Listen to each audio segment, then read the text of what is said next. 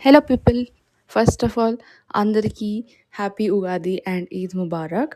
As a special of Eid Mubarak నాకెందుకో షీర్ కుర్మా తినాలని చాలా అనిపించింది.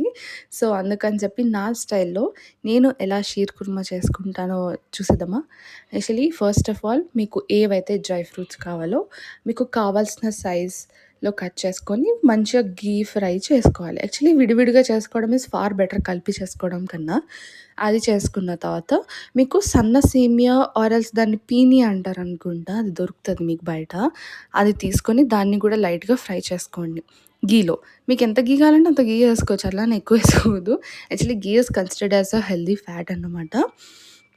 దాని తర్వాత మీకు ఎంత పాలు కావాలో అవి. యాక్చువల్లీ ఫుల్ ఫ్యాట్ మిల్క్ అయితే బెటర్. మీ దగ్గర నార్మల్ ఉన్న పర్లేదు. దీన్ని కొంచెం లో ఫ్లేమ్‌లో పెట్టి మరిగించండన్నమాట.